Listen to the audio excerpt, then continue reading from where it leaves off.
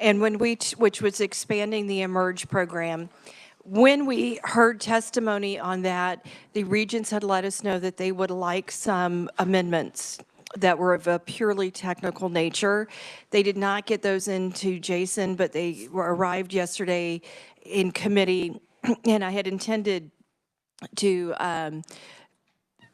work it in a way that we would add those amendments today. So we're going to do that today. We're just going to do it in a little bit different of a way.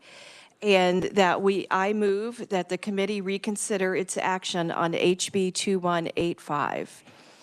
Seconded by McNorton. Is there discussion? Seeing none, all those in favor, please say aye. Aye. Jason, would you like to hand out that amendment? Thank you very much. I'll give committee members the time to take a look at that, ask questions, and then we'll proceed.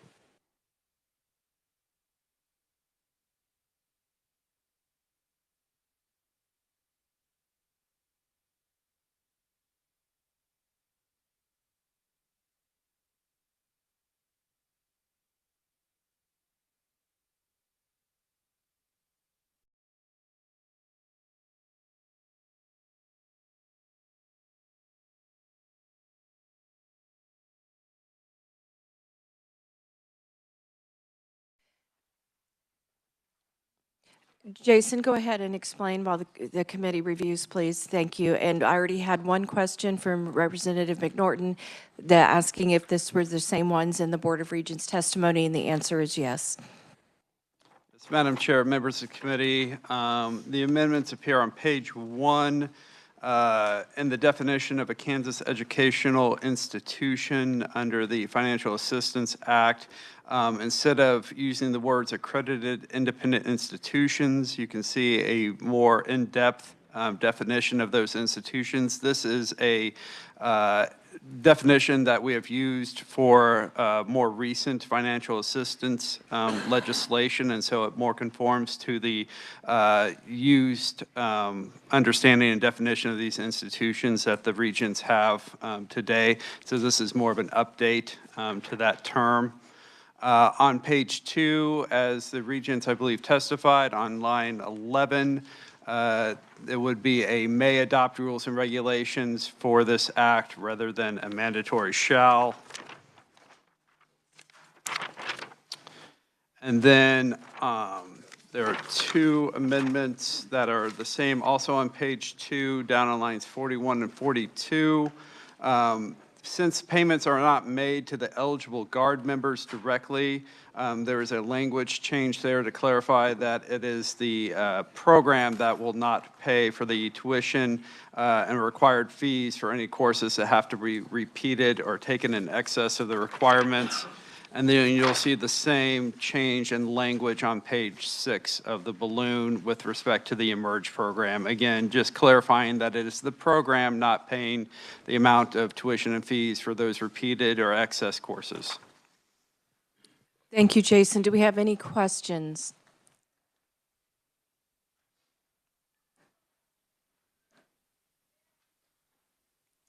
Seeing none, a motion to amend HB 2185 as shown in the balloon is in order. So moved by Representative Stogsdill. I see a second from Representative Hubert. Any further discussion? Seeing none, I'll call the question. And I'm sorry. All those in favor of accepting the amendment, please say aye. Aye. Opposed, same sign. And now I make a motion to pass HB 2185 as amended favorably. Motion by Representative Chauncey. Is there a second? Second by Representative Wolf. Is there discussion? I'll call the question. All those in favor, please say aye. Aye. Opposed, same sign. Thank you very much. Okay, so we have a few other things. Thank you all. I appreciate that very much. We've got a bill to hear, and we have 2 bills that we are scheduled to work. Actually, one, and I want to throw in a second one, but I know that we also have a hard out for one of our conferees. So what I would like to do is open the bill hearing for one conferee, allow that person to testify, then come back to the bill, then come back to the bills that we need to work, and then we will continue the hearing. So I will open the hearing on HB 2299, and Attorney General Chris Kobach is our first conferee, and sir, you have 3 minutes.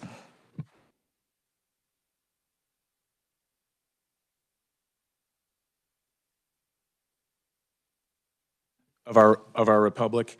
I just wanted to read 2 sentences from a letter that George Washington wrote in 1790 to a Jewish congregation in Newport, Rhode Island.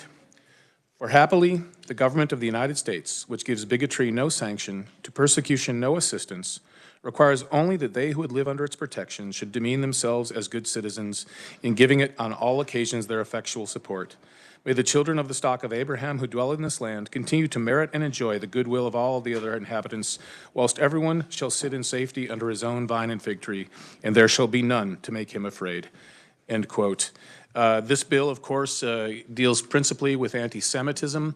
As you know, in the wake of the October 7th attacks in Israel, there was a huge upsurgence of anti-Semitism on college campuses. Surprisingly to me, throughout America, there were more than 1,400 anti-Semitic incidents between 2023 and 24. According to the Anti-Defamation League, that's an all-time high.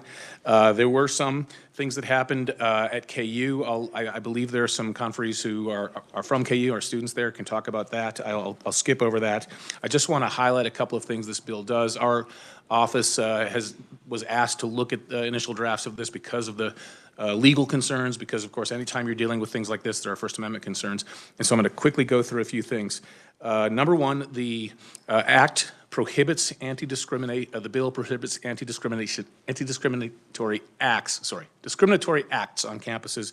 And those acts are principally found on page 2, subsections C1, and then A through C. So if you want to hop to that, you can look at it. Secondly, the bill authorizes the Human Rights Commission to refer complaints to the Attorney General for investigation. So it makes some amendments to our Human Rights Act of Kansas to give the Human Rights Commission some additional teeth, if you will, to pursue not just anti-Semitism, but all forms of discrimination and against any religion and all other forms of discrimination as well. So I think it gives a valuable update to our Civil Rights Act in Kansas. And then fourth, I want to point out there's a typographical error or scrivener's error on page 12 of the House bill. Lines 13 through 33 are deleted. They should not be deleted. I think whoever was working it at the time meant to do a delete and replace, and somehow the replace didn't get in there. So delete and move, rather, to move it somewhere else in the text. So please, if you do move this bill, restore lines 13 to 33 on page 12. Finally, let me say that as your Attorney General, we often have to argue First Amendment cases. When I was a private attorney, I argued First Amendment cases. And this is, of course, anytime you have a subject matter like this, we have to respect the First Amendment. Attorney General, we've reached the end of our time. We'll move right. Can I give you No, like sir, 4 we have sentences? missed. Okay. I run a tight ship here, and I right. apply it evenly to everybody. So we will, I assume you would like to stand for questions? Absolutely. Okay. Any questions for the Attorney General? Representative Getz. Thank you, Madam Chair. Just wondering what your final thought was, and if I could pose that as a question. That is a great way for one chair to back up.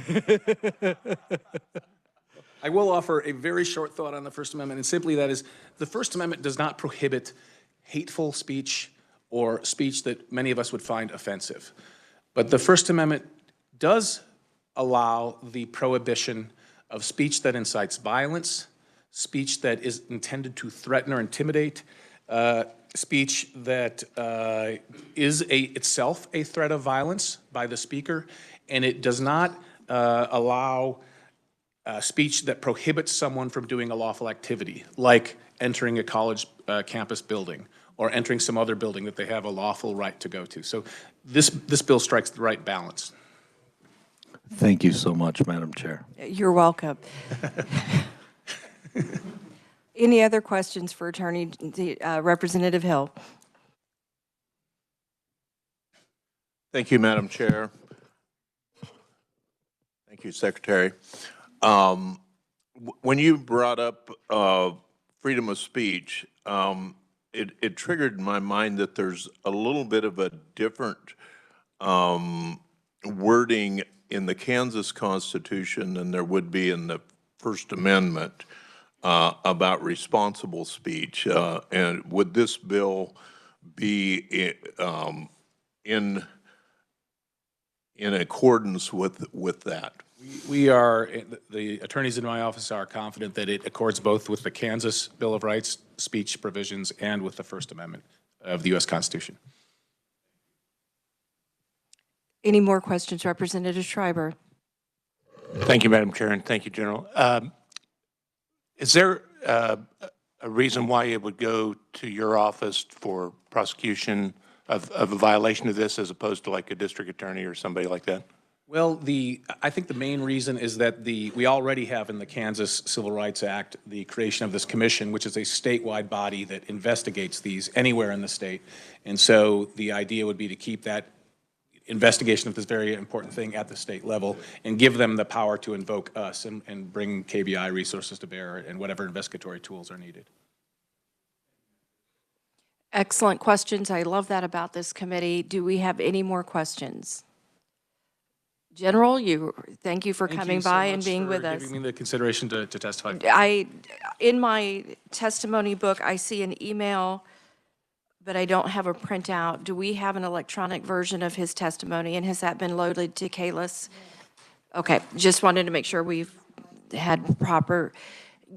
If you have printed copies, since it came in late, let's please distribute, but just wanted to make sure we were following COMA or CORA. So thank you all very much. And Thank you much, Madam Chairwoman. You're welcome. Thank you, everyone. I'm sorry? Yes, please. Don't have quite enough copies for the size crowd that we have here. Sometimes it's an interesting guess to see what we draw. So we will give the committee copies of the testimony and make additional copies, and then they will be placed on the table over there. So if anybody would like to have that available to them, it will be available to you shortly. Okay, so we are going to temporarily close that committee, or that bill hearing, and we are going to work the two bills that we had for today. I will open discussion on HB 2140, which we heard with our adding a DARE educator. Do we any discussion that folks would like to bring forward?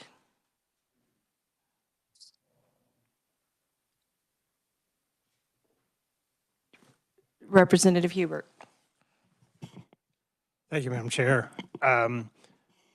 I remember following the conversation. I know there were some questions in regards to alternative funding, and has anything been lined up? Because I know this budget line item might not make it through the final cut unless there's alternative sources of funding.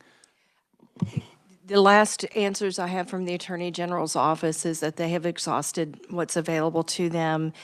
The author of the bill realizes that it may not get funded, but asked us to please go ahead and proceed.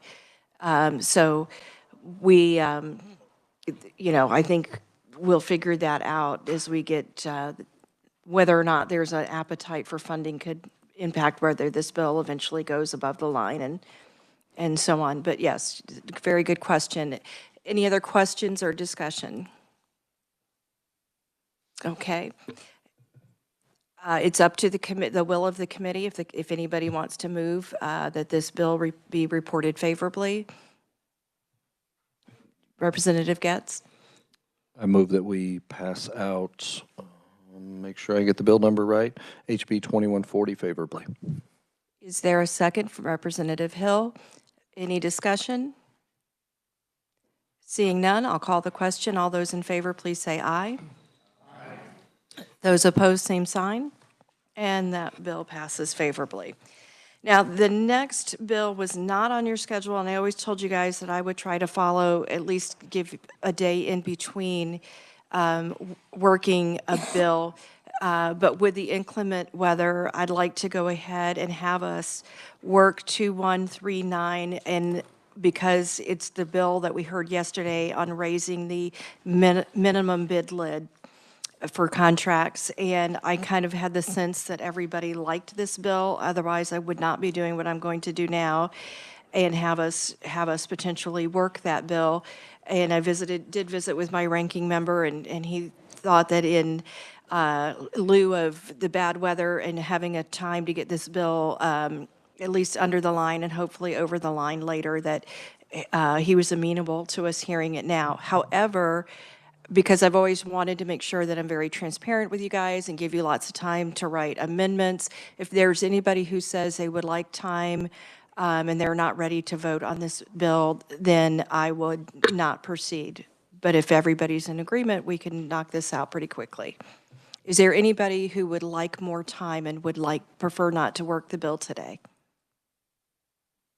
Okay, well then in that case, I will open discussion on HB 2139. Representative Nguyen. Thank you, Madam Chair. Let me ask Jason a question, please.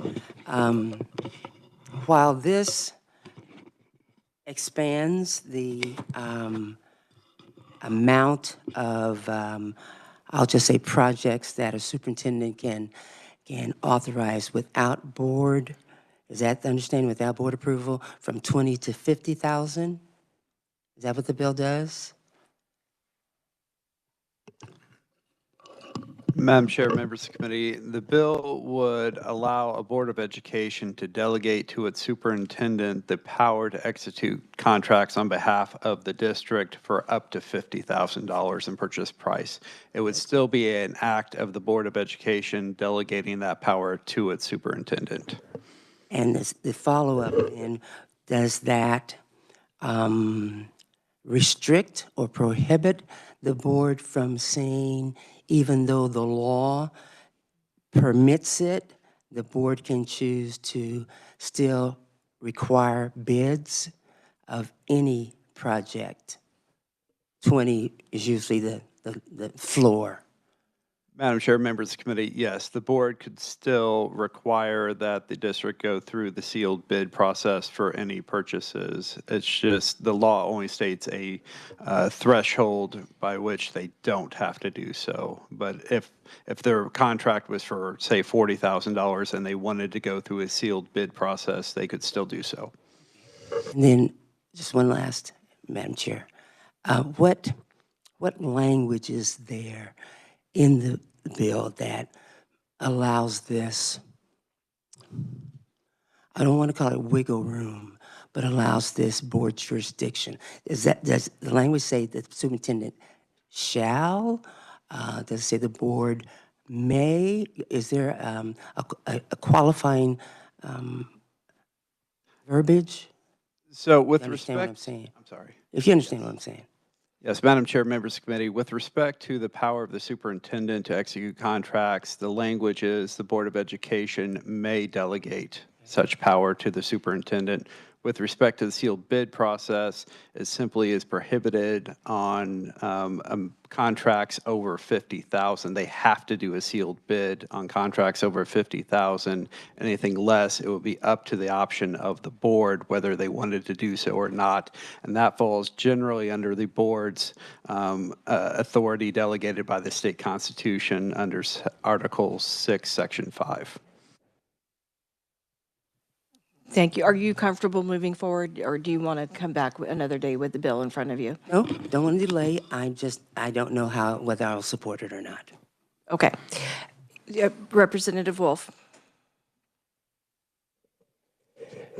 Thank you, Madam Chair. My question is there ever a minimum, or is that set by the board too, for like $10,000 or less? The superintendent doesn't have to, or is there just no minimum? Totally up to the board. Madam Chair, members of the committee, the statute simply sets a limit as to how much authority a board can delegate to the superintendent. Any contracts for purchases in a value less than that $50,000 amount is purely at the discretion of the board, and they can set whatever parameters they would like to on those contracts. Thank you. Great questions. Any other questions? Any other discussion? Oh, thank you. Representative Schmoy. Thank you, Madam Chair. I did ask around of my constituents on this, and they are concerned that we are moving in a direction of less transparency, and so there were great concerns. I'm just putting that out there. At this point in time, given my constituents, I'm not going to be able to support this bill as it stands. Thank you. Any other discussion? Okay, it's the will of the committee. If somebody would like to move that we pass the bill favorably, Representative Schreiber. Thank you, Madam Chair. I would make a motion to move out House Bill 2139 favorably. Is there a second? Second. Representative Pishney. Any discussion on the bill? All right, seeing none, all those in favor, please say aye. Opposed, same sign. The chair is in doubt. In favor, please, raise one hand, please. 1, 2, 3, 4, 5, 6, 7. I see 7. All right, and opposed?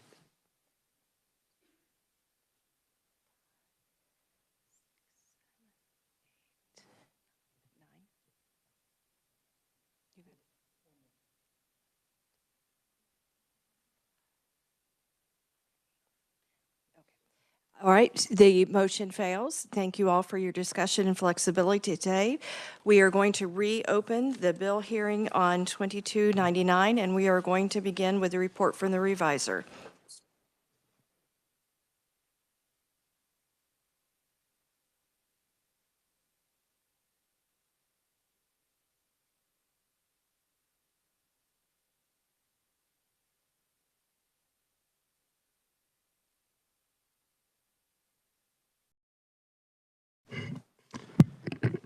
Thank you, Madam Chair, members of the committee. What is being passed around right now, you should have a copy of the summary memo on this bill already, and what is being passed around now is a proposed amendment that would address the drafting error as referenced by the Attorney General. Because the amendments on page 12 of the bill are the only substantive change to that statute no longer needs to be in the bill if those provisions are no longer going to be stricken. And so the entire section is shown as being removed from the bill. That means that statute would stay in law as currently written. There would be no changes to that statute whatsoever moving forward. So I just brought that to your attention at the request of the chair, so you can consider that when you consider 2299. The bill itself substantively would create new law prohibiting discrimination on the basis of religion and anti-Semitism within public educational institutions. There's also amendments to the existing Kansas Act Against Discrimination to include prohibitions on discrimination based on anti-Semitism as part of the public policy of the state, and grant investigatory and prosecutory powers to the Attorney General for violations of that act. I will note at the outset that educational institutions are not currently covered by the Kansas Act Against Discrimination by court decision. And so Section 1 would add a new provision addressing specifically public educational institutions.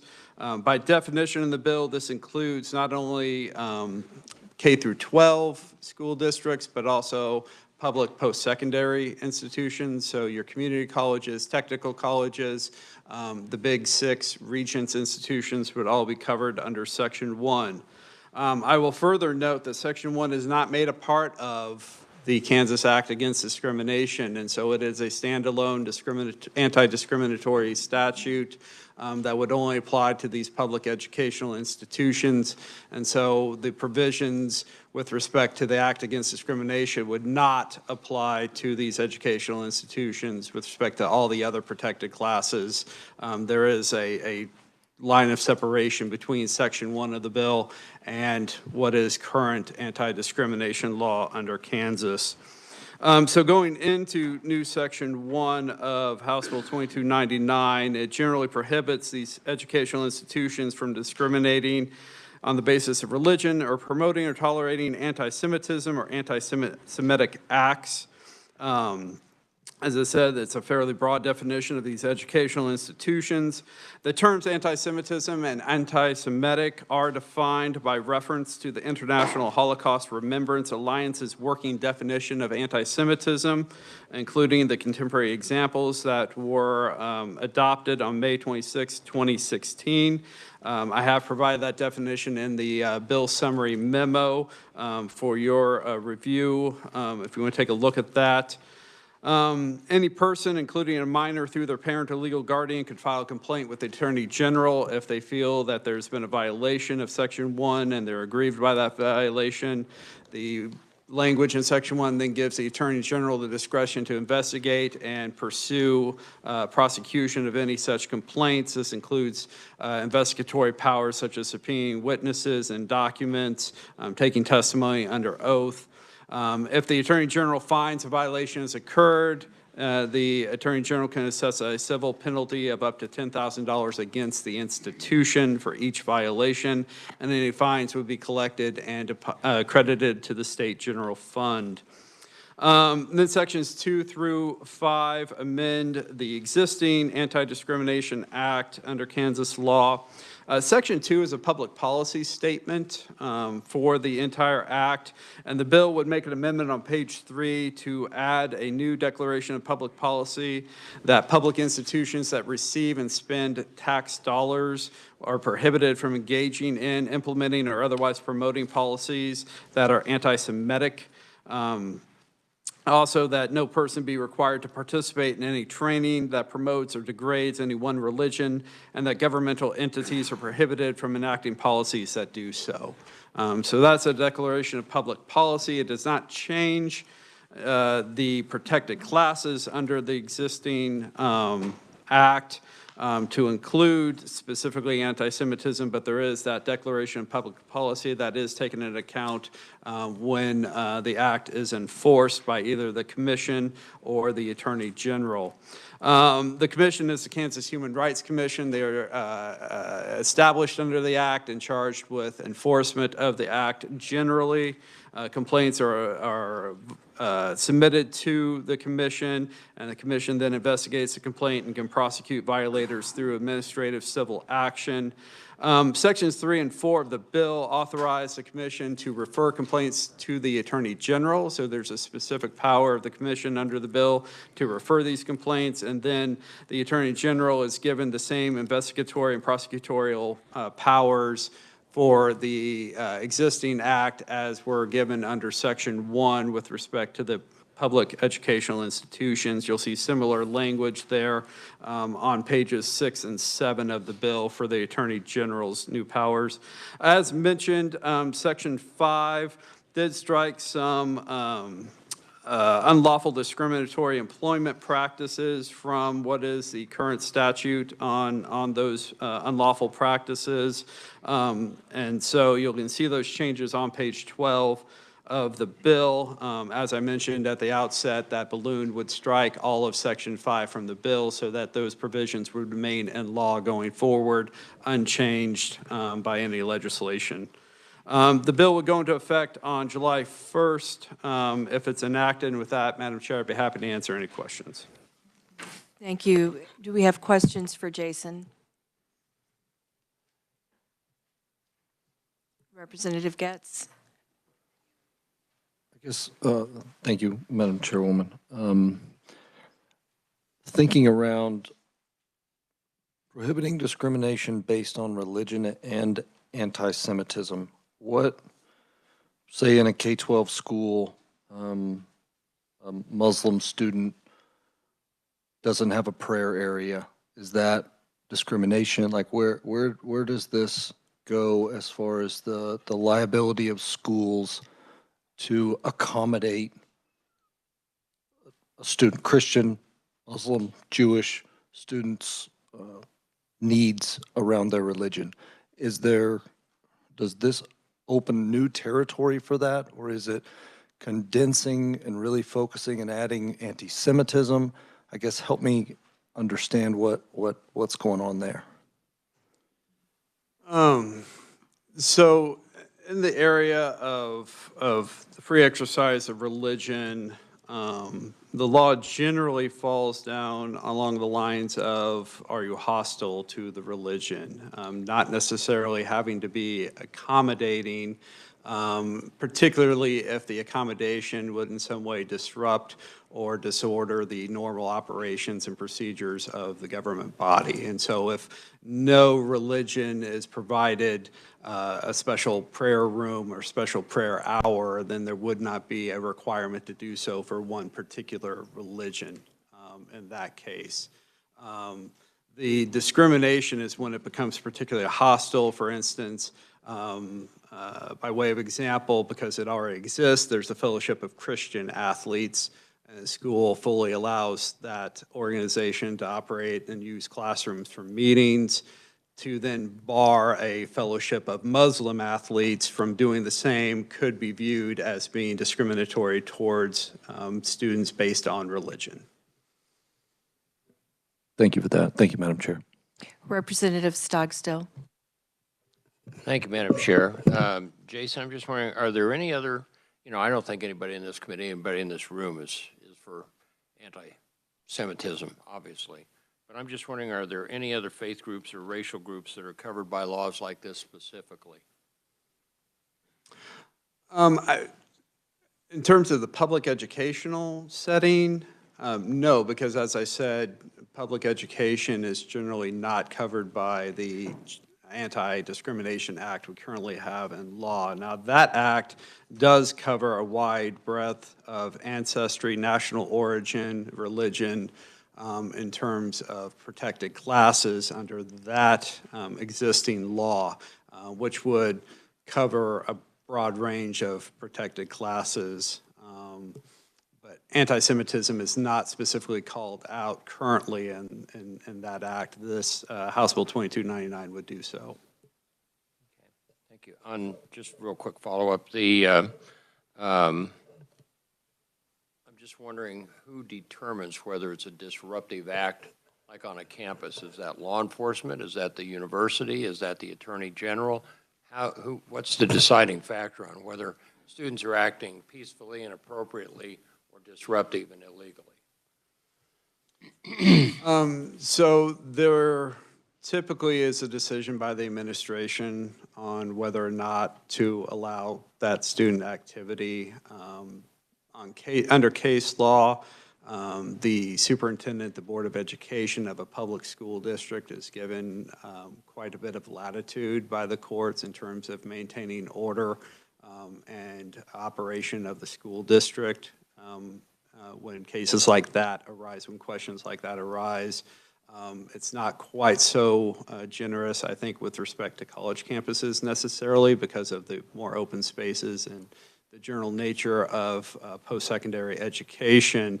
But it really becomes a question of fact, and that then is determined through possible litigation that occurs from either administrative action that shuts down the student activity, and then you have a First Amendment lawsuit brought by those students, or if you don't have activity, in this case, if the bill were passed and the university administration did not act and there was a complaint filed, then of course you would end up looking at finders of fact, first the Attorney General through the administrative proceeding, but then potentially if there was an appeal of that decision, of the Attorney General's decision to a district court, then you have the district court acting as that fact finder to try and make that determination. Just to clear that up for me, so you're saying that if the university wouldn't make any complaint or anything like that, it could be complained directly to the Attorney General and they could take action without the authorization or the inquiry by the university or college? Yes, if there is a student at the university or somebody else working, an employee of the university that believe that student activity or some activity that was tolerated, promoted by the institution was anti-Semitic as defined under the bill, they could file a complaint with the Attorney General, straight with the Attorney General, and then the Attorney General could investigate that complaint. Thank you. Thank you, Madam Chair. Representative Steele. Thank you, Madam Chair. Thank you, Jason, for a great explanation. Is there a specific, well, does Kansas not have a definition of anti-Semitism? No, there isn't currently a statutory definition. So how was the International Holocaust, why was that chosen as the definition? I would defer to the proponents on that question as to why they selected that particular definition. Okay, all right, thank you. Thank you, Madam Chair. Representative Miller. Thank you, Madam Chair. And thanks for being here, Jason. So I think the terms discriminate and on the basis of religion are pretty, I mean, it can be kind of vague language, but I believe that's kind of backed up by other statutes that we can refer to. But the term cause prejudice, could you elaborate for me what cause prejudice, how that could be interpreted, or if that seemed a little vague for me as well. So I can't remember exactly where I saw. I just wrote it down, cause prejudice, but. Yes, Representative, I'm not exactly sure where you're referring to in the bill, but likely the two terms would probably be found to be very synonymous in terms of their actual application and enforcement. Thank you. Representative Schreiber. Thank you, Madam Chair. Thank you, Jason. In Section 1, right at the start, talks about public education institutions that receive and expend state tax dollars. If a private school received tax dollars, say for special ed services, I know they aren't specifically outlined here, but would the aspect of violation of the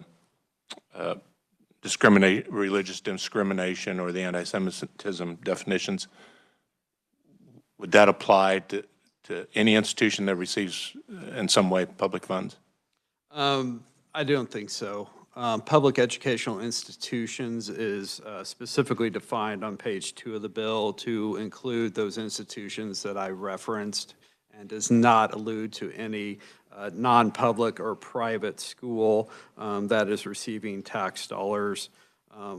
Because each of those institutions listed in the definition does receive tax dollars, that reference on page 1 in line 11 may not be, legally necessary, since all the public educational institutions do receive tax dollars as a part of their funding. But I suppose if any of them stopped receiving tax dollars as part of their funding, then they would no longer fall under Section 1.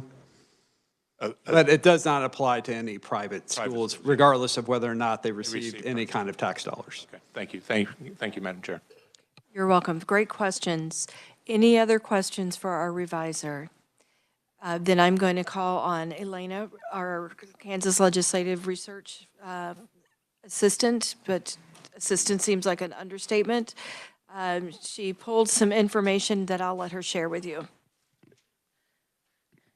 Thank you, Madam Chair, members of the committee. I'm Elena Rudder with Legislative Research, and Nicole is passing out a memo that we wrote briefly summarizing legislation and executive orders concerning anti-Semitism and public education. On the first page of the bill, it starts with state legislation for the 2025 session, and there are 8 other states with current bills. I would note that there may be others, but the NCSL hasn't updated their bill tracking super recently. So there may be others out there, but these are the ones we found. So Missouri has 2 bills. Nebraska, New Jersey, New York, Pennsylvania, Oklahoma, Tennessee, and Texas all have bills that have been introduced for the 2025 session. And then at the federal level on page 3, for the 119th Congress, there have been four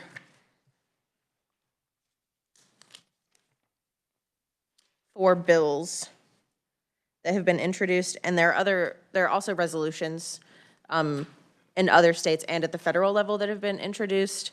I did not include those. I can get you a list of those if you would like, though. And then on the last 2 pages, there's details about executive orders from the Trump administration. One that was issued of January this year called Additional Measures to Combat Anti-Semitism, and then the one issued in December of 2019 called Combating Anti-Semitism. And I'd be happy to answer any questions about these bills. They're just a brief summary. Thank you. Do we have any questions for Elena? Okay, seeing none, thank you very much. Next, I'll point out the fiscal note to you.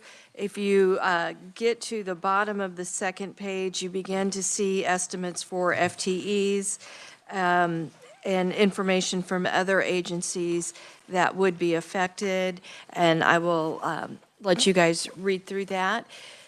So now we will go to testimony, and I'm going to go to Adam Barron on WebEx first. And I'm getting concerned about the time and the number of conferees that we have, so we are going to go to 2 minutes, please. Thank you, Ms. Chairwoman. You can hear me? Yes. Okay.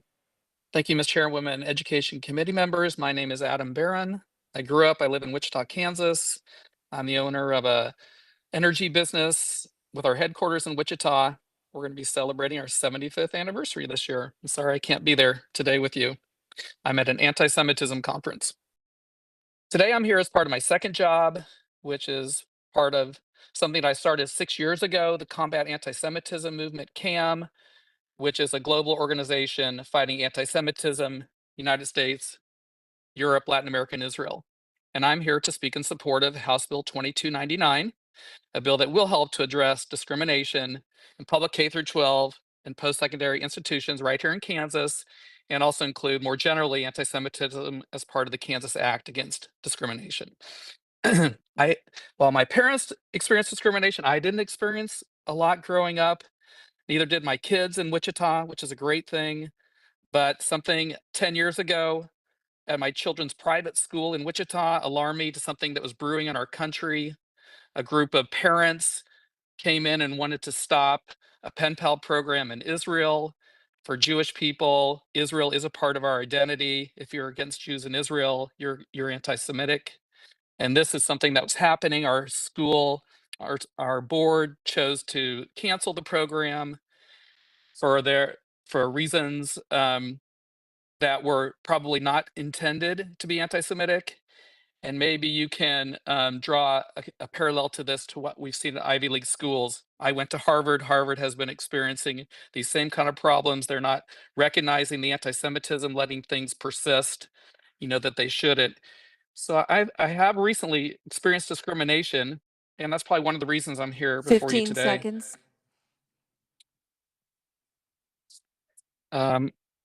We have had problems in Kansas. KU has had problems. Washburn has had problems. The federal government does define anti-Semitism by this definition that we're talking about. This bill will be a strong bill to send a message that Kansas. Mr. Barron, we're out of time. I'm so sorry. Thank you very much. Do we have questions for Mr. Barron? Representative Featherston. Thank you, Madam Chair. I'm here taking notes, and I just want to clarify. You said being anti-Israel is being anti-Semitic. Is that your definition or somebody else's definition? Yeah, that's part of this definition that was asked about before, why this particular definition is being used in this bill. This is actually a worldwide definition. 37 states has passed this. The executive order, the federal government uses that definition, has it in 11 examples, one of which relates to that anti-Israel component. And your legislature passed a concurrent resolution, the House and Senate in 2022, confirming that definition. Representative Featherston, do you have a follow-up? Okay, thank you. Representative Steele, did you want to ask your question that you asked the reviser? Thank you, Madam Chair. Thank you for your testimony. I was just curious a little bit more about the specific history of the definition that is being used in the bill with regards to, I was trying to sort my papers here, I'm sorry, the International Holocaust. My concern is that it's just this is a nonprofit group, and I'm concerned it might be too broad for what the work we're needing to do here in Kansas. Mm-hmm. This actually goes back even before 2016. The U.S. State Department, there are 34 member countries of this body. It's based in Europe, and most of the Western democracies took a couple of years to come up with this definition after a lot of back and forth. 1,100 organizations and countries now at this point have adopted this definition. I think the issue for the Jewish community, if I'm speaking in behalf of maybe not all Jews, but an overwhelming part of us, is how do you defeat and combat a prejudice and a discrimination if you can't identify it and define it. So there has been a lot of work, like I said, to get this definition to be widely accepted and understood. And so it's more than, I guess, a nonprofit that came up with that definition. And like I said, President Trump in 2019 issued an executive order that specifically referenced this definition, particularly as it related to public education institutions that have been experiencing an overwhelming amount of anti-Semitism, as we've all read about. And then it was just in that testimony that Elena was just referring to, he just issued another executive order reaffirming the use of that definition when it comes to analyzing anti-Semitism. So, and yeah. Thank you. both- Thank you, Madam Chair. Thank you. Do you have more questions for Mr. Barron? All right, thank you so much for taking the time to be with us today. We appreciate that. The next proponent testimony that I am going to go to is David Sofer.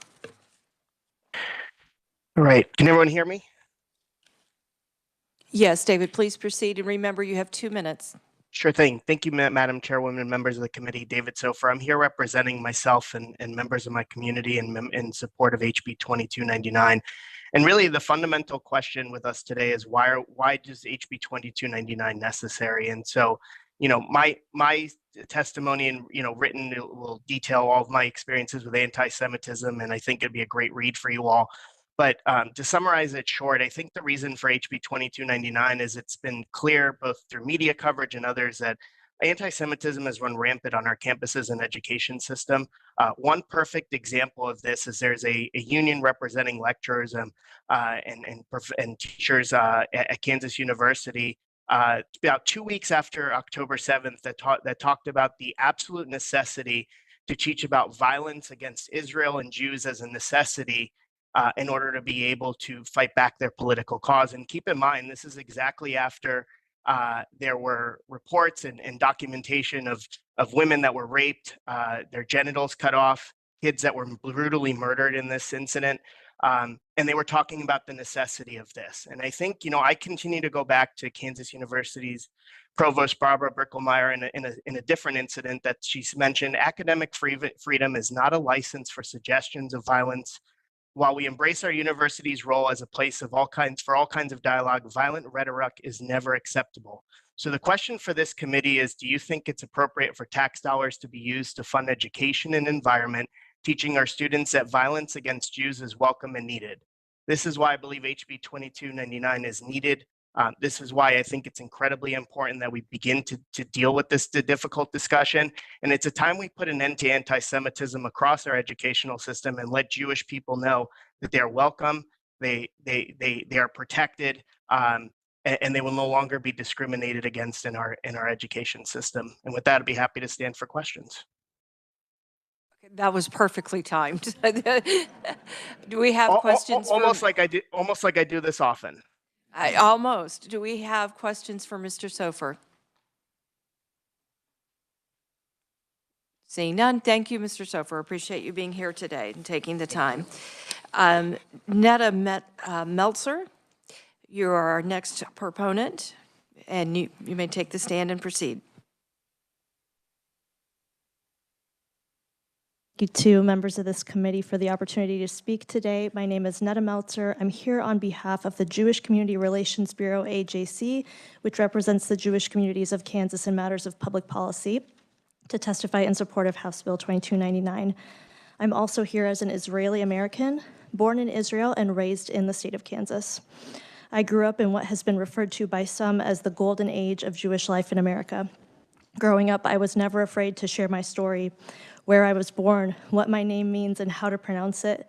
I was never ashamed to be a native Hebrew speaker, to wear my cultural symbols in public. But the reason I'm here today is because the world changed on October 7th. And if we're being honest, it was shifting in a deeply concerning direction for many years before that devastating day. Many students today don't feel comfortable, don't feel safe showing up at school in the fullness of their identities.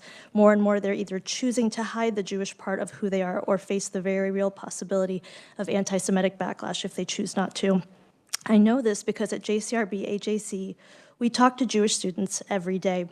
We survey them, asking them questions about their experiences among their peers and in their classrooms. And I just want to share a few of the comments we heard in our most recent survey of K-12 Jewish students conducted in the fall of 2024. One student told us, "I've experienced more anti-Semitic incidents this year than any year before."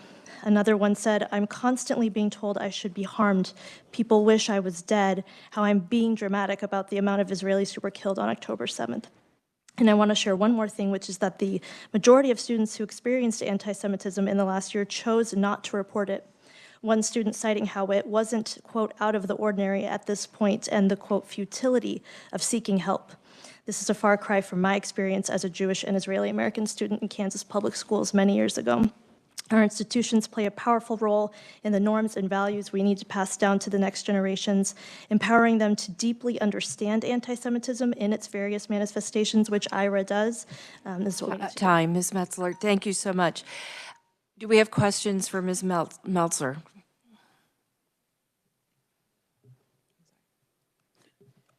Representative Schmoy. Thank you, Chairwoman. What age of students, what age range are we talking about that are dealing with this? In our survey, it would have been 9th through 12th graders. All right, thank you very much. Additional questions? Seeing none, thank you very much. I appreciate you taking the time to be with us today. According to my records, that is all the proponent oral testimony I have. Is there anyone I might have missed? Identify yourself, please. Oh, I'm sorry, I had you as written. Robert, you may take the podium.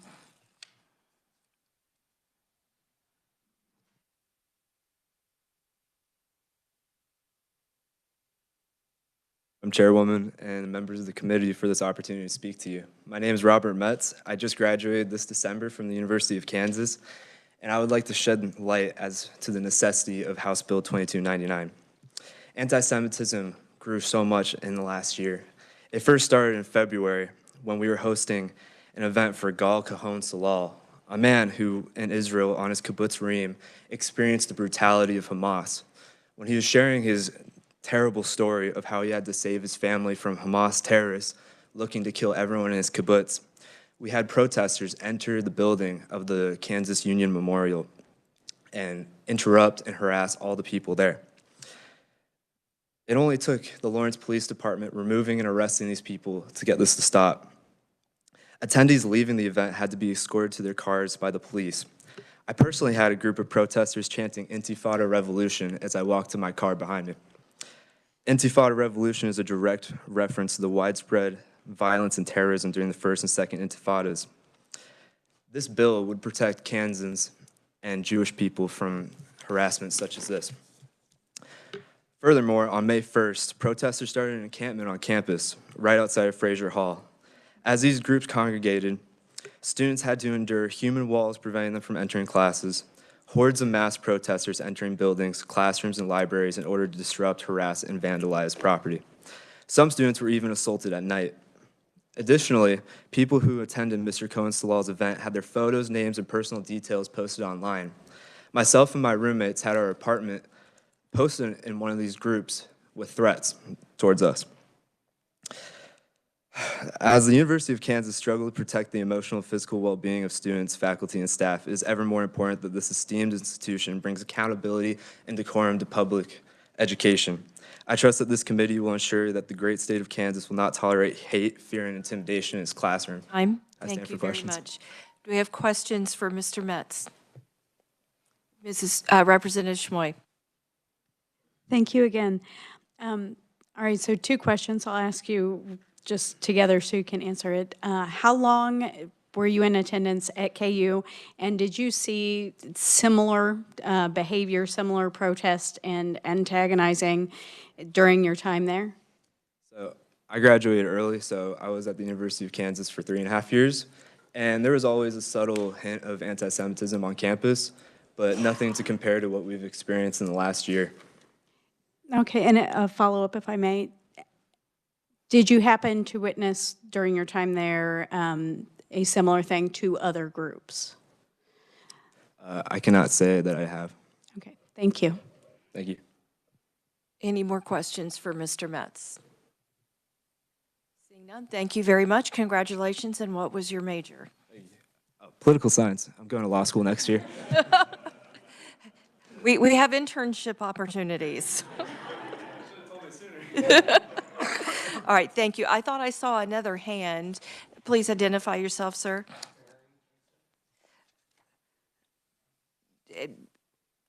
You sent us your testimony? I will allow you to speak. I'm so sorry that something happened and it must have gotten eaten by the internet.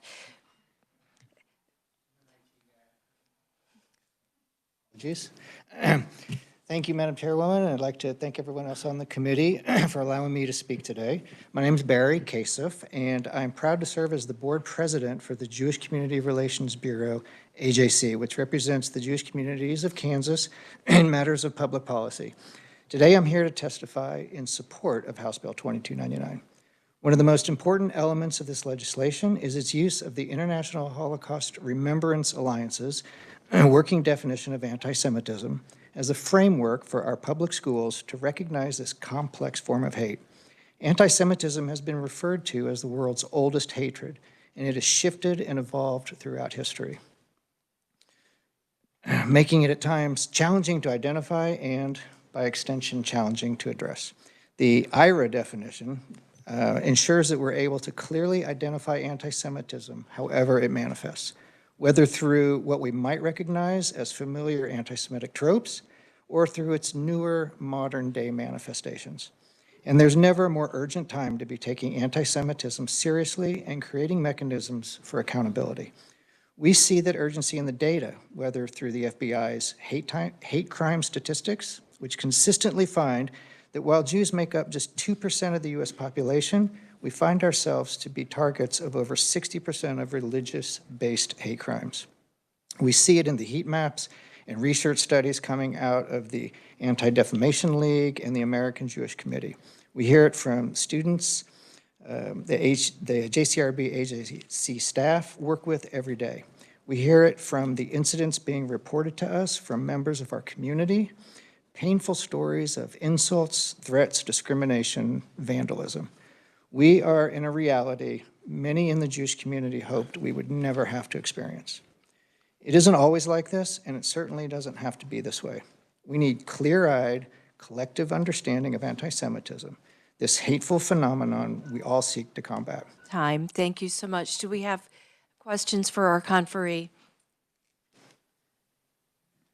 Seeing none, thank you so much for taking the time to be here. And before you leave, the lady right next to you is Michelle, our committee assistant, and she will need to get your proper name and title and get you to please resubmit your, or you're giving her a copy of your testimony. Thank you so much. That helps us to comply with the law. Is there anybody else that I may have missed? All right, seeing none, I do have 2 neutrals. And the first one is from the Kansas Human Rights Commission. Is there a representative here? Please come on up.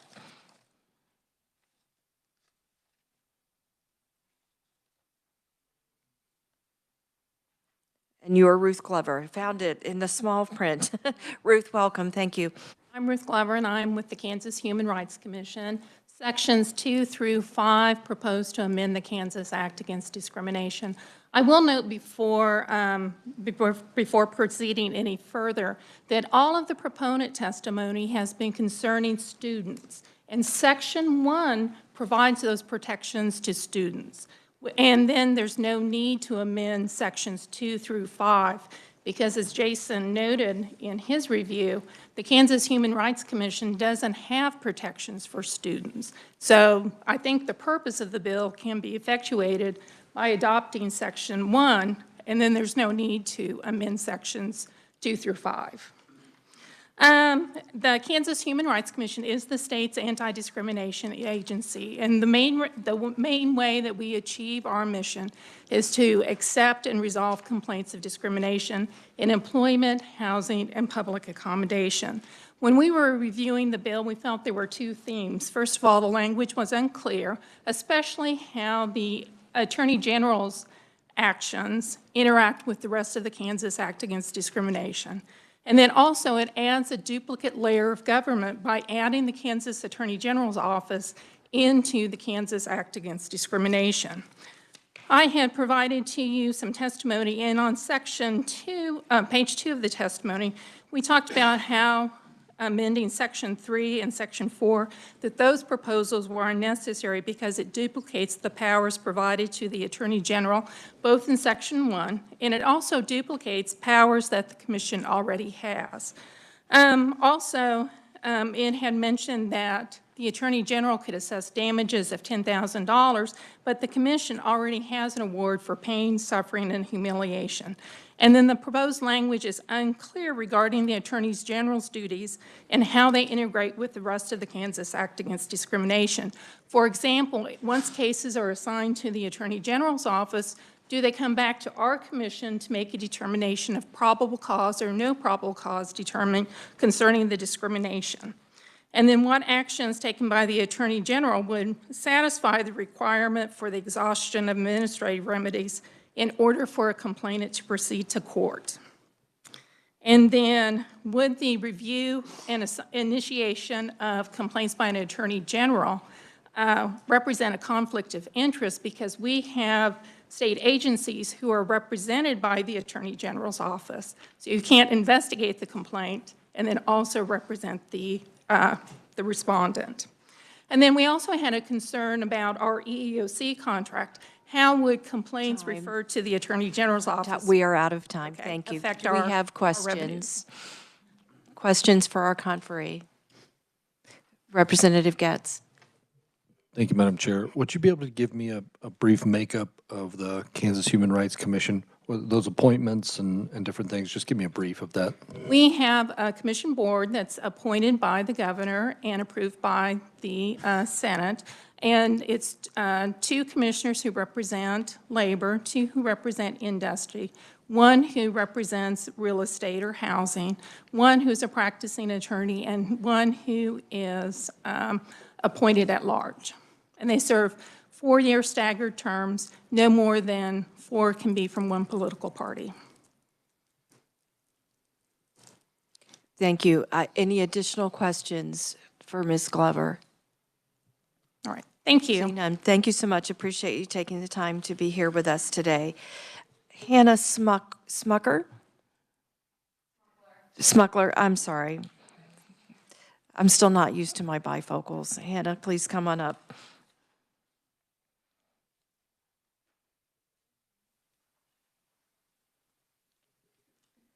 Thank you, Chairwoman and committee. My name is Hannah Smuckler. I'm here today to speak about my experience as a Jewish student in Kansas.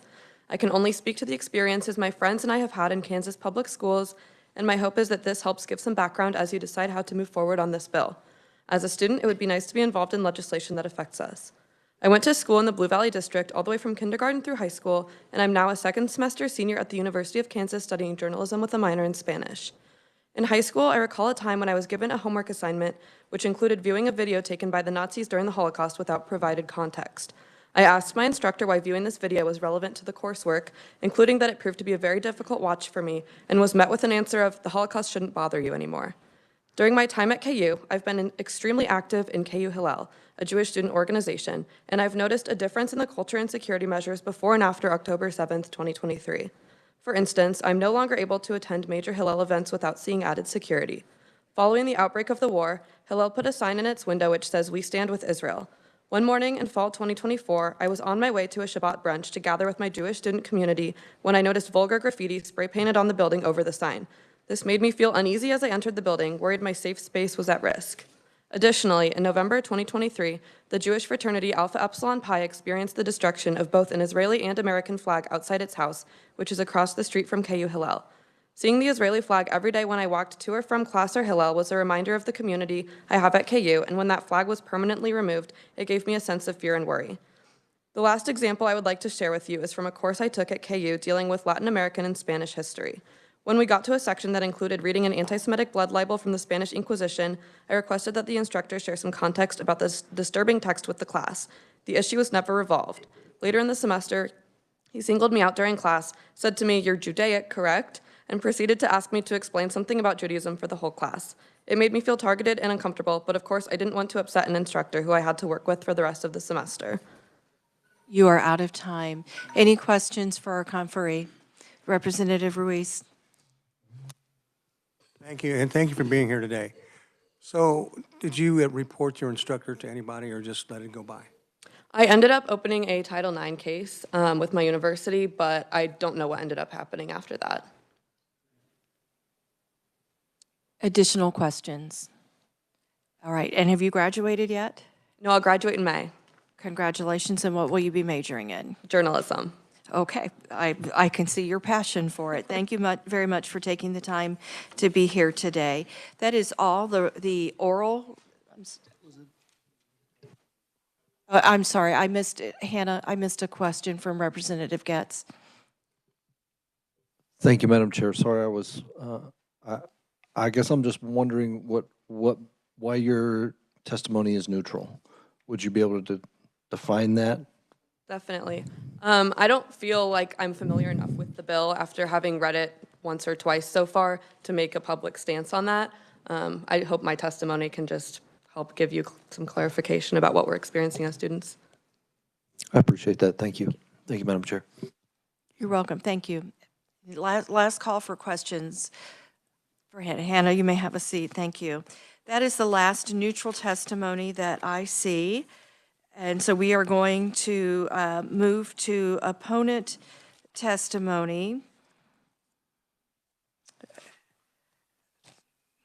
And I expected Rabbi Reeder to be here. There he is. I didn't see you today. I believe you had requested to be first. Nope, your buddy may come on up and identify himself. This is why it's a good idea to meet everybody beforehand. Madam Chair, members of the committee, thank you for the opportunity to testify today. My name is Samuel Brody. I'm an associate professor in the Department of Religious Studies and the Jewish Studies program at KU. I'm also a board member of the Lawrence Jewish Community Congregation, but I speak today as a citizen and scholar rather than as a representative of any of these organizations.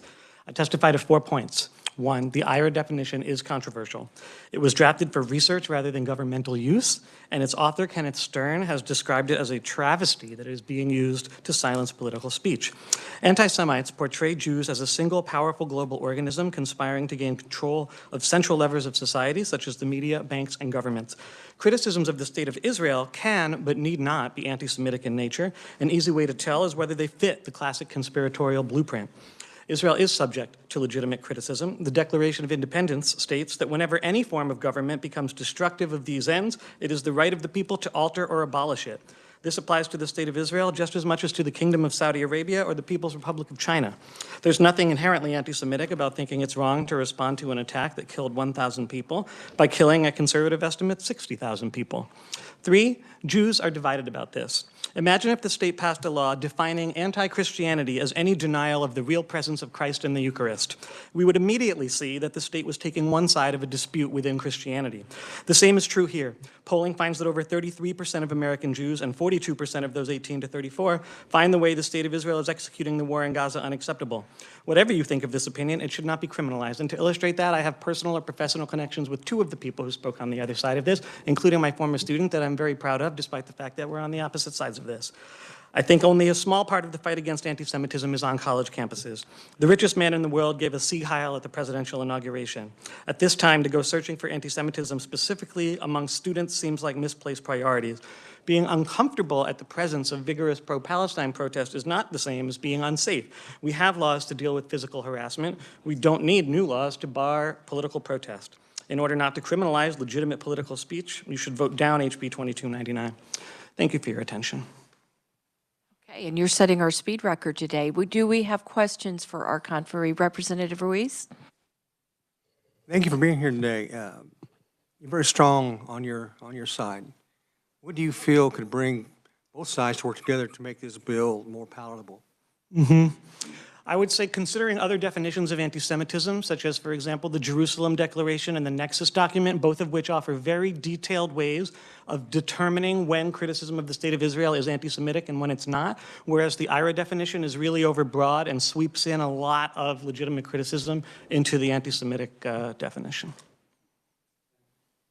You're welcome. Additional questions for our conferee? Seeing none. And Michelle, we have his testimony. Oh, I'm sorry. Representative Miller, sometimes you just have to, like, you, Representative Featherston, Wolf, and Schmoy are the four I have the hardest time seeing. It is not personal at all. I apologize, and do whatever gymnastics you need to do back there. Stand next time, thank you. Just real quick, can you tell me again what the two alternate definitions you suggest One is were? called the Jerusalem Declaration, and the other is called the Nexus document. Both of them have wide support among the community of scholars and historians of anti-Semitism. Thank you, sir. Thank you. You're welcome. Thank you, everyone, Madam Chair, and the committee. If you could repeat those again slowly, that's always a good, like a buying sign in sales. I was really trying to adhere to your strict time limit. Well, that's on the speech part, because we value questions here a lot. The Jerusalem Declaration, and the second one is called the Nexus document, N-E-X-U-S. Both have advantages, both have disadvantages. We could have a whole debate about whether you need a definition at all, whether that's the best way to come at this problem.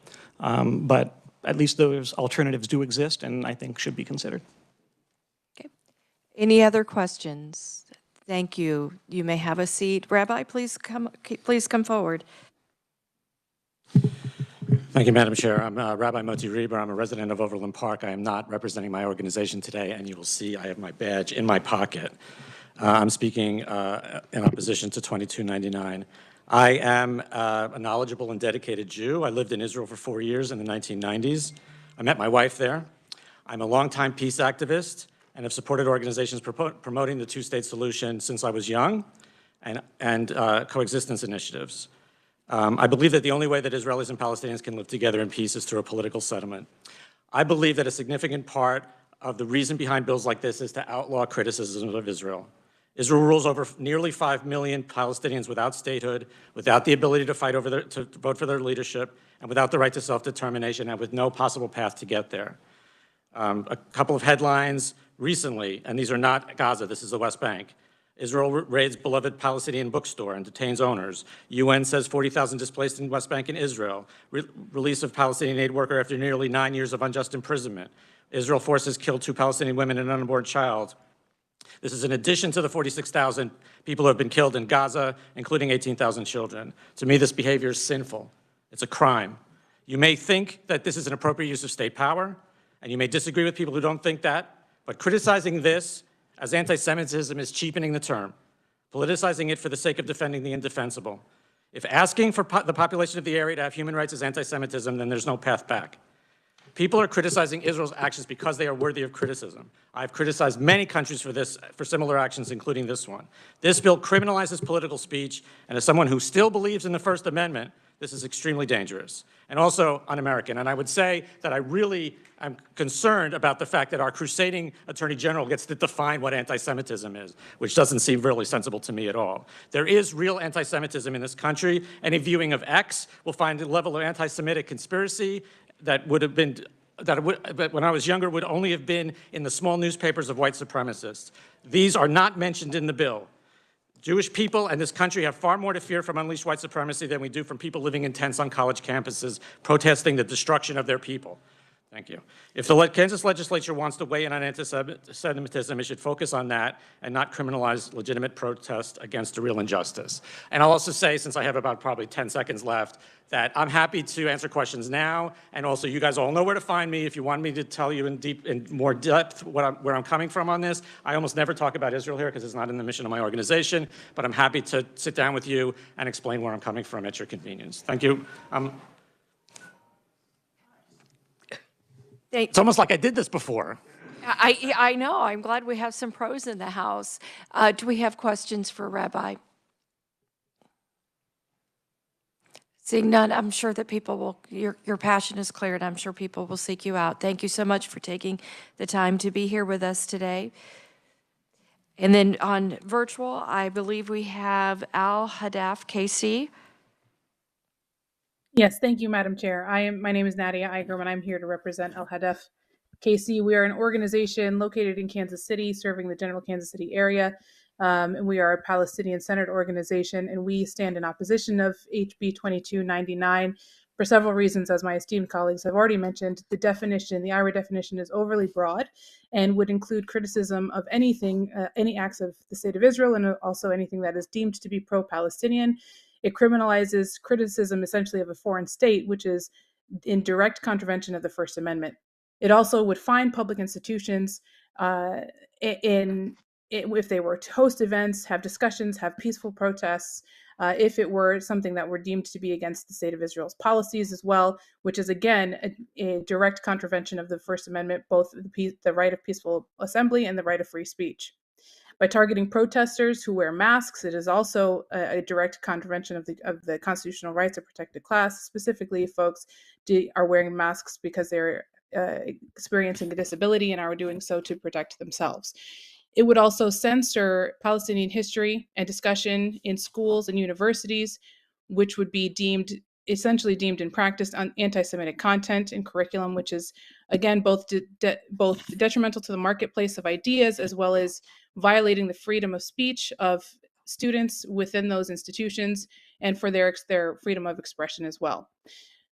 Attorney General Kobach mentioned that there is no hate speech definition or exemption to the freedom of speech to the First Amendment, which is accurate. However, he also mentioned that this type of speech would be akin to insinuating or inciting violence, which is, again, this is direct criticism. It would include direct criticism of a foreign state, not of a people, and that in and of itself is not hate speech, and it is not speech that would be inciting violence when it is specifically targeting folks who are standing up for the injustices that are being experienced by Palestinian people and people who are fighting against that oppression, who are standing up against that oppression and the violence that they have been experiencing for over 76 Ma'am, years. you're out of time. And I'm going to ask you the first question. Did you say your first name was Nadia? Yes, Nadia, yes. Okay, I'm sorry for the mispronunciation. And your last name, please? Igram, I-G-R-A-M. Thank you. That wasn't on your testimony, so I just needed to get that for our records. Do we have questions for Ms. Igram? Seeing none, thank you very much for taking the time to be with us today. Thank you. And we have another virtual opponent, Samuel Bryan. Howdy. Hello, members You of may the committee. proceed. All right, awesome. Thank you. Hello, members of the committee and staff. My name is Sam. I'm a Jewish resident of Kansas City. I'm compelled to speak today against HB 2299, both out of a deep sense of commitment to my community and to the Palestinian community in Kansas City, who I consider my friends, colleagues, and neighbors. Before I begin, I want to be clear, anti-Semitism is a real and active force in American life and politics today. We live in a world where the most powerful people in America regularly peddle anti-Semitic conspiracy theories for profit and political gain. While I applaud the efforts to combat it, HB 2299 is very much a step in the wrong direction, one which will have disastrous consequences for freedom of speech of Palestinians, Jews, and allies on campuses across the state. At the heart of the bill is the IRA definition of anti-Semitism. The IRA definition is widely considered a bad definition of anti-Semitism to the point where even its authors have spoken out in opposition to its use in legal and educational contexts. The contemporary examples conflate criticism of the state of Israel with anti-Semitism. Of its 11 examples, 7 of them make reference to Israel. And I want to be clear, the Jewish population of Kansas does not live in Israel. We live here. This is our home, and any attempts to define the struggles we face with anti-Semitism should be rooted in what we face here. The primary threats we face are white supremacy and Christian nationalism. And the IRA definition is not good at dealing with either of those.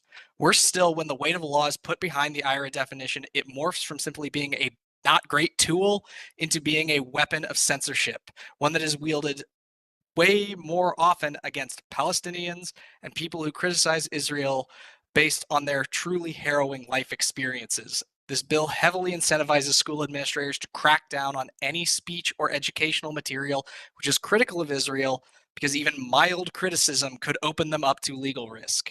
This is deeply corrosive to academic freedom and the freedom of speech on campuses. Beyond that, we don't need this massive expansion in authority. Sam, Mr. Bryan, you're out of time. Do we have questions Fair for enough. Mr. Bryan? Representative Steele. Thank you, Madam Chair. Brian, you mentioned the definition being an issue. Do you have a better definition?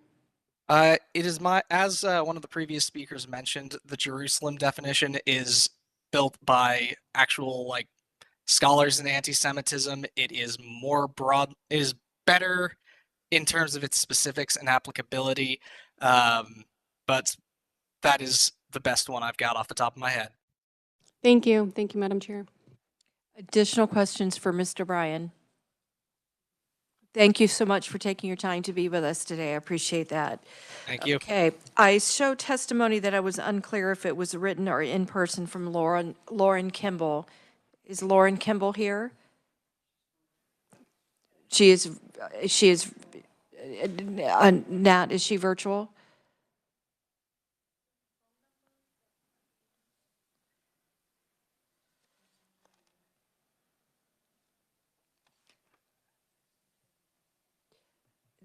Lauren, if you are online, please go ahead and.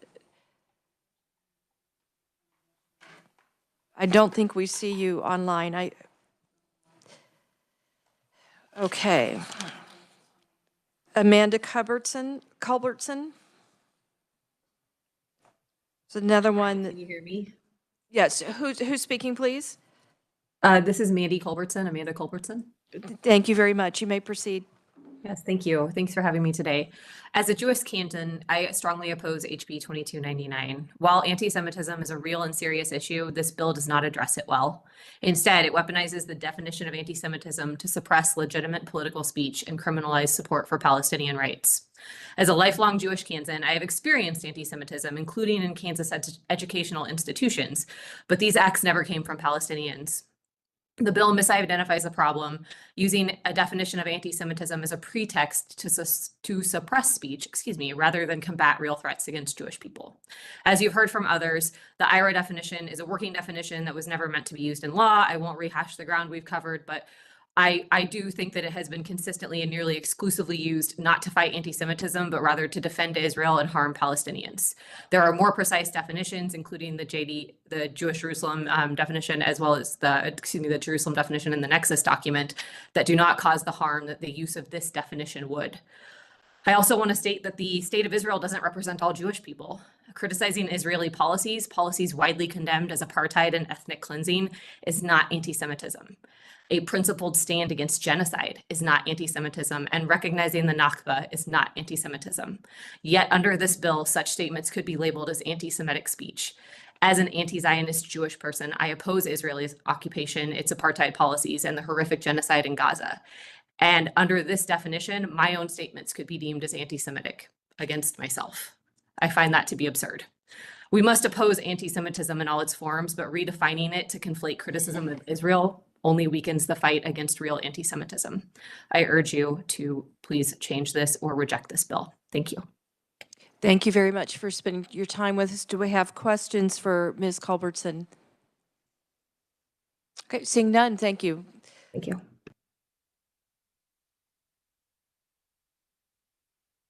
Reverend Rick Behrens. Sorry. Thank you, Madam Chairperson and committee. Can you hear me? Yes, please proceed. I'm Rick Behrens. I'm pastor at Grandview Park Presbyterian Church in Kansas City, Kansas, lifelong resident of KCK. I'm concerned about the bill as it can infringe on the free exercise of religious and faith speech. For over a year, we at the church have had a smash nativity scene in our sanctuary. The broken barn and the manger and the mutilated characters for us represented not only the people of Gaza, but people of other marginalized communities around the world who are under attack. And each Sunday we pray and prayed for a ceasefire. We prayed that the innocents in Gaza would be protected, just as we prayed for the innocents in Israel who had suffered as a result of the Hamas attack. Under this bill, it seems it would be possible that a faith group on a campus practicing such a symbolic act could be charged. Faith communities like ours, everywhere and on campuses across the state of Kansas, pray for and support all people under attack and under the threat of violence. When we stand up and speak up for innocent civilians in Palestine, it is not anti-Semitic. We criticize Israel when we feel it deserves it, just as we would any other state. We're not singling it out, nor are we criticizing the state of Israel as a whole. People of faith have a right to stand up and speak for people who are suffering regardless of their race, religion, ethnicity, sexual orientation. We need to oppose anti-Semitism, but this bill will function to control and inhibit speech which calls for moral clarity. I am opposed. Thank you. Thank you very much. Do we have questions for the conferee? Seeing none, we'll move along, but thank you so much for taking the time to be with us today. Margot Patterson. Her testimony, she didn't say if she was written or oral.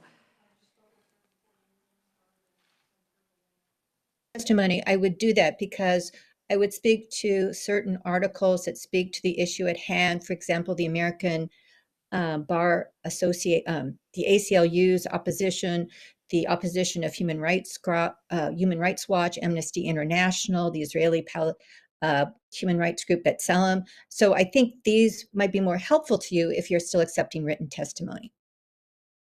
I do recall testimony from the ACLU. I don't recall the rest of them. Are you, Margot? Oh, yes, I am. I think you might have been speaking before we could hear you, so I'm catching up to you. Oh, okay. So were you wanting to offer oral opposition testimony right now? I thought perhaps you are no longer accepting written testimony. I think ideally I would submit some articles for you to look at. The ABA article, the article written by Human Rights Watch and more than 100 other groups to the UN General Secretary expressing their extreme reservations, opposition of the UN accepting the IRA definition, which is a definition that I think is being weaponized to go after pro-Palestinian advocates and to chill free speech. There are other articles that I would point you to, and I'm speaking on behalf of myself, and I've been a longtime member of a group called Citizens for Justice in the Middle East in Kansas City, which works. Our mission is to have a fair and even-handed U.S. foreign policy as regards Israel and the Palestinians. And we do not think that this will be at all helpful to either that end or to quashing anti-Semitism. I do not believe anti-Semitism will be quashed by any bill that you all pass. And I believe it can be very counterproductive. Okay, Margot, Mrs. Patterson, thank you very much for your testimony. You are welcome I'm going to count what you just said as your oral opposition, and you may submit your written opposition. You mentioned the ACLU. They are a written opponent, so I'm not sure that you need to submit something for them, but you're welcome to if you like. Any questions for Ms. Patterson? All right, seeing none, I have reached the end of my, oh, I'm sorry, did I?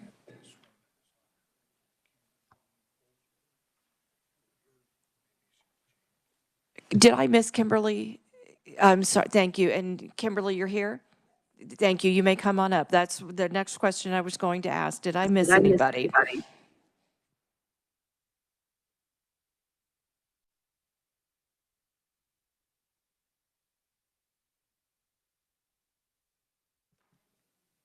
All right.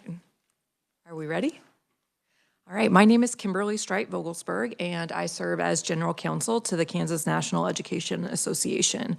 While we agree that discrimination in any form should not occur in Kansas public schools, we do not support this bill.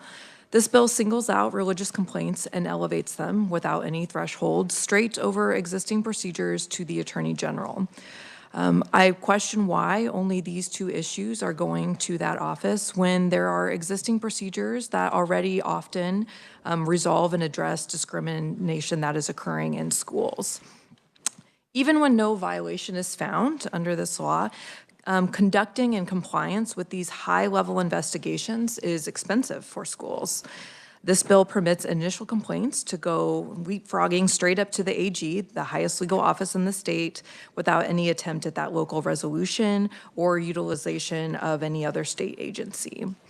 The bill also provides the AG the ability to assess a steep $10,000 fine directly upon schools upon a finding that it was merely more likely than not that a violation occurred. And all of that before the accused ever has a right under this law to explain or defend their position or actions. Not only does this process unnecessarily waste taxpayer dollars, it's harmful to Kansas students. In an effort to become subject to these investigations, even non-discriminatory speech, such as lawful curriculum lectures, will be chilled and self-censored. Religion shapes our art, culture, history, politics, and society as a whole. So how can teachers accurately educate students and foster critical thinking in college classrooms when schools and educators know that any aggrieved person, any triggered person can trigger an AG investigation? Thus, this bill endangers academic freedom and perhaps other constitutional rights, as other conferees have noted, to the detriment of Kansas students. Thank you. Another well-timed one. Do we have questions for our conferee? Thank you very much for taking the time to be with us today. Is there anybody else that I may have? Please identify yourself.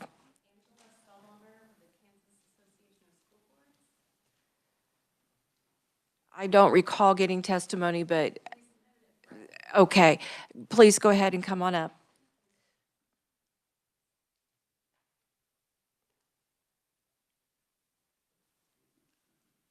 Hello, Chair Estes, members of the committee. Thank you for the opportunity to be before you. Sorry it took me 2 minutes to get up here. My name is Angela Stahlbaumer. I represent the school boards in the state of Kansas, community colleges, tech colleges through our organization, KASB. I don't want to belabor a lot of what is already in our testimony, but I will call your attention to specific language in the bill that we find to be problematic. If you go to page 3, looking at lines 30 through 34, clearly we're not here because we support religious discrimination or anti-Semitism. That's certainly not what schools are about. What we want to call attention is to the language that says it's further declared to be the policy of the state that no person shall be required to participate in programming or training that promotes or degrades any one religion, and that governmental entities are prohibited from enacting policies that promote or degrade any one religion. The reason why I raise this is because I believe there are a lot of unintended consequences if this were to become Kansas law. I'll give you a little flavor for that. First, our school districts and our colleges are obligated to ensure that they are keeping separation of church and state. We're obligated to ensure that we are not endorsing religion, promoting religion, over non-religion, and we're not establishing religion. All of the governmental aspects that limit a governmental entity apply to school districts that are in the First Amendment. I also wanted to pull up that we actually have Kansas statute, so it's in KSA 723120, and if you're looking for the subsection, it's F, that allows for parents, thank you, parents to ensure that they can pull their students from any activities in schools that they find to be against their religious teachings.